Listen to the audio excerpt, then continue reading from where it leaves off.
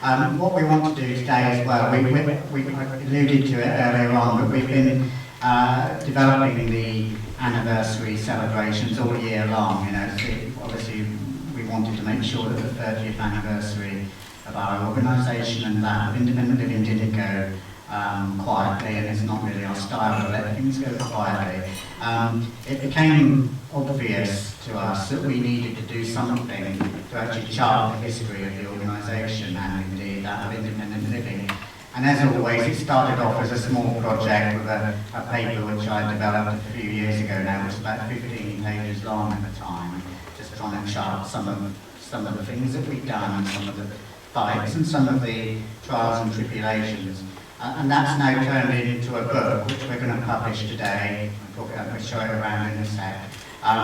But it became a personal thing. History is very interesting to me personally, and I've spent with the immense help of some of the people in this room in the last 2 or 3 months, writing, recollating, checking out the photos and all the rest, to develop a book around Spectrum's history and indeed the history of the Independent Living. And we're here to launch that today, and Leslie is going to be the able model showing off. We thought yesterday, how on earth can you show a book without it being really, really boring? But anyway, she's going to show it now. This is what it looks like. It's first, there's only myself who wrote it, Leslie, who's kind of helped proofread some of it, and 1 or 2 people have seen extracts of it. But we are launching it today. I'll talk a little bit about the contents in a second.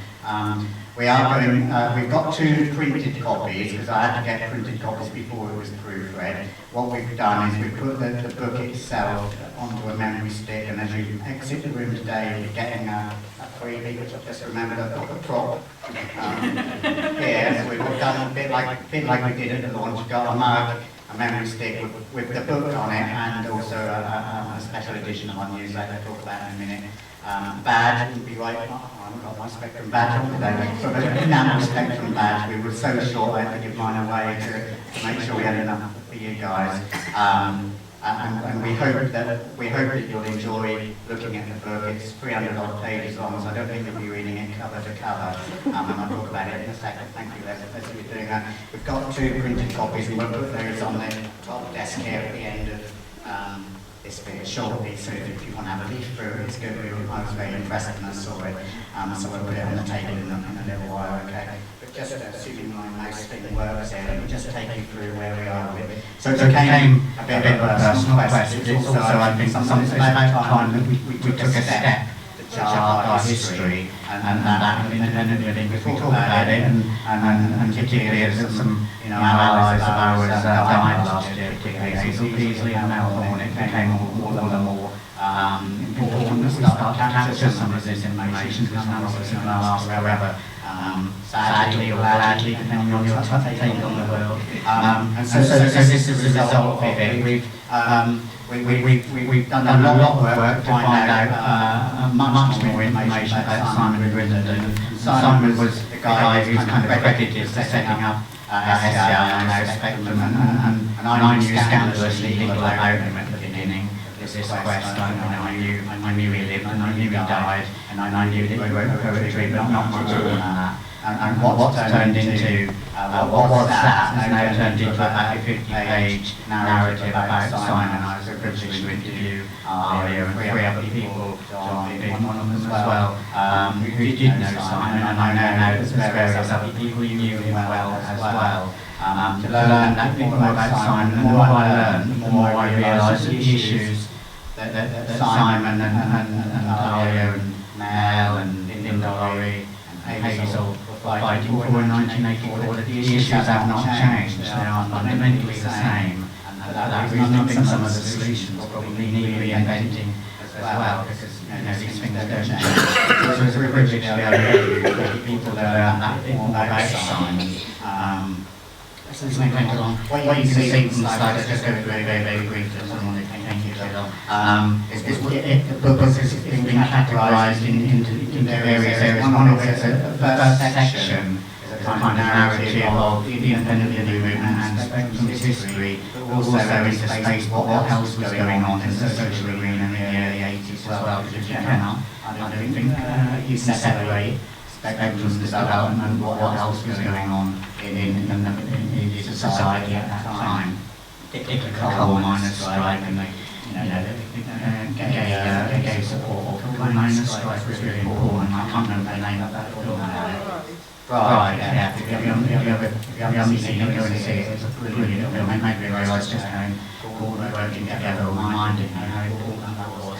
So that section is really about the history of independent living, the history of man's social, economic, environmental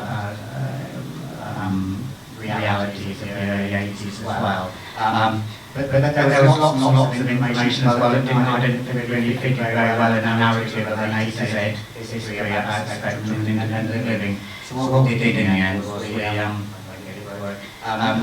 did a whole series of different spotlights. So we've got separate spotlights within the book on a number of issues. The particular one is around Simon. I should say that Simon, from what I've heard, never wanted to be at the forefront of anything and never wanted to be a figurehead. He's just a person who had a job and he had a dream.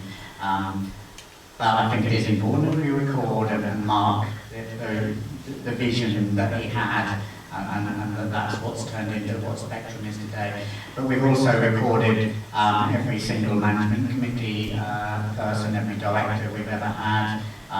We've got, I think it's 58, if I remember rightly, people who've been working in a voluntary role in the governance role of the organisation. We've recorded, I think, every member of staff that we've ever had, all our student support, our social workers that we've had supporting us.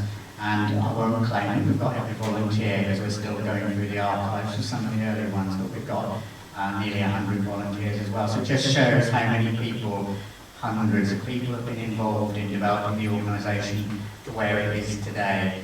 And we've got various other spotlights, I won't go through them, but you'll be I've been pleased to know that the bit around the finances is very small. When we do that bit at the AGM, nobody's ever interested in other than me and Leslie, and our treasurer, of course, is not here today.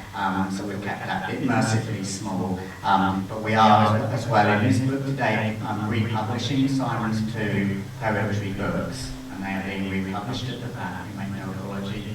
And it's a pleasure to be able to give those some airtime as well, because again, if you read those poems, most of them are just as relevant now as they were in the early 80s when he wrote them. What else have we got here? As I say, it talks about what else was going on around 1984, the fun stuff. Spitting Image was launched in 1984, which is always one of the programs that I regretted it's not on anymore. And I think it's true that they say that in the 80s when Spitting Image was on, everybody knew all the politicians' names. Now we know virtually none of them. I think that's why. As I say, there's a bit about the birth of independent living and John's story as well. We've published what has been in the Guardian over the last few years around that story, and I think that's inspirational as well when you look at just how little say that people had before 1984. It's humbling, but it's also, I think, empowering about what we can achieve when we work together and have good ideas. And then everybody talks about Spectrum as well. I won't dwell any more on that bit now. I would dwell on this bit a bit. One of the great things we've achieved, I think, and I would be biased because part of it, is that we managed to buy our own building, rather than renting from people, or bought this property and turned it into resource areas and with a pretty big conference room in it. My point is, everyone said we couldn't do it. The council didn't believe we could do it before we were here, persuade them that we didn't know what we were doing. In reality, we didn't have a clue. This may have happened through the hard work, disabled people in our lives. And that's just one of many stories about the fights that we've had over the years to get to where we are today, where that is. It's about having a resource. It's about not, the traditional water is not important, but what it allows us to do is important. As I say, Simon's Virgin, I just can't read that from here, so I won't bother trying, but I'm at Battlefield. Castle is his most famous poem, and if you only ever read one poem, I would read that. We'll get another one in a minute. Pleasure. So I'll be able to read that. It's much bigger on the screen. And I urge you to have a look at that book on the linguistics you've got. We are going to get the book properly published because I had to get those ones printed before it was properly proofread. And so if you are interested in getting if you like, a printed copy, then we'll be looking to do that. And similarly, we'll be looking, when a colleague of mine gets back from a long holiday, we'll be looking to turn that into an electronic book for Kindles and the like as well. And that's it on the history book. I will just very, very briefly mention we've also published today our special edition of our newsletter, which talks about the spectrum of today and the diversity of the work that we do, and that's also on your memory sticks as well. And this is a poem. This was the last poem in the book that I picked up from earlier from Simon. I've just printed because I thought it was fun. So and it's short as well, and poems are short work for me. And so life is, according to Simon, the space between soap operas. And I think Simon had a good sense of humour as well, and he had a good choice of words as well at times, which is good. Okay, enough of that. So as I say, we're launching the book, and you get all of that on your memory sticks today with a couple of other choice documents as well. But I think now is the time that we do mark the 30th anniversary, and we're going to, the PAs at the back are going to circulate some champagne.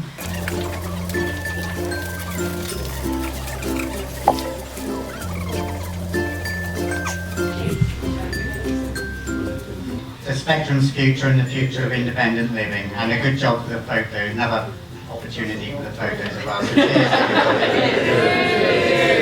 That's a bit better, I won't go.